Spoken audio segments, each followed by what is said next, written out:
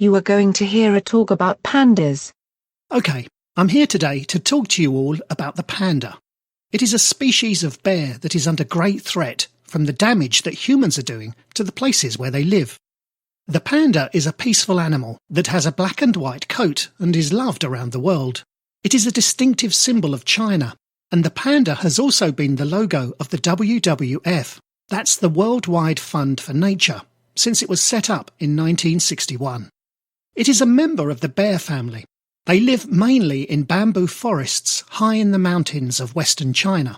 A panda's daily menu consists almost entirely of the leaves, stems and shoots of various bamboo plants. Bamboo contains very little nutritional value, so pandas must eat 12 to 38 kilograms every day to meet their energy needs. Newborn pandas are about the size of a stick of butter, so that is really small. But they can grow up to 330 pounds as adults. They are dependent on their mothers for the first few months of their lives. Panda cubs start to climb trees when they're only 6 months old, and as adults, the pandas make excellent climbers, despite their big weight. A panda's average life in the wild is 14 to 20 years, but a panda can live up to 30 years when they are looked after in places such as zoos. So why do we worry about pandas so much? Why are they important? Well, pandas play a very important part in the bamboo forests where they live by spreading seeds, which helps plants and trees to grow. In the Yangtze Basin, where pandas live, the forests are full of a vast variety of amazing wildlife, such as dwarf blue sheep, multicoloured pheasants, and other species that are in danger of extinction, including the golden monkey. Also, pandas bring huge economic benefits to local communities through ecotourism. Pandas have two main threats.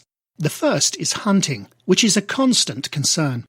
Poaching or killing the animals for their fur has declined due to strict laws and greater public awareness of the panda's protected status. But hunters seeking other animals in panda habitats continue to kill pandas accidentally. They are also threatened by habitat loss. In other words, by the loss of the home where they live. China's Yangtze Basin region is where the panda's main home is. But this area is an important economic region for this booming country. So roads and railroads are being built, and these are increasingly destroying the forest. This means that panda populations get separated, and so they can't find a partner to mate with and have babies. Destroying the forest also reduces pandas' access to the bamboo they need to eat to survive. So what is being done to protect the panda? The Chinese government has established more than 50 panda reserves. Reserves are places in the wild where animals are protected. However, only around 61% of the country's panda population is protected by these reserves. The WWF is also playing a big part in protecting the panda. The idea for the WWF logo came from Chi-Chi, a giant panda that had arrived at London Zoo in 1961, the same year WWF was created. The people who set up the WWF were aware of the need for a strong symbol that everybody around the world would recognise. They agreed that the big, furry animal with her cuddly, black-patched eyes would make an excellent logo. This has helped to encourage many people to help support the panda.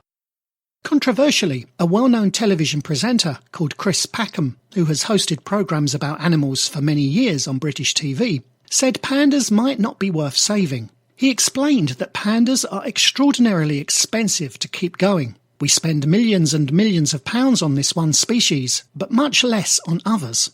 He argues that it would be better to take all this money we spend on pandas and look after other natural places such as rainforests around the world. He says we have to accept that some animals are stronger than others. The panda is a bear that eats a type of food that isn't very nutritious. It gets diseases easily, and it's very difficult to breed. He thinks that extinction is very much a part of life on Earth, and we're going to have to get used to it in the next few years because climate change is going to result in all sorts of animals disappearing. However, I don't agree with him. The panda is quite a weak animal, but this is not why it is going to die or become extinct. When he says that if you leave them be, they will die out, that's simply not true. The reason it is in danger is because of the damage that humans are doing to the forests that they live in. If we don't destroy this, then they will survive in the same way that they have for thousands of years. And also, the places where the pandas live should be protected anyway.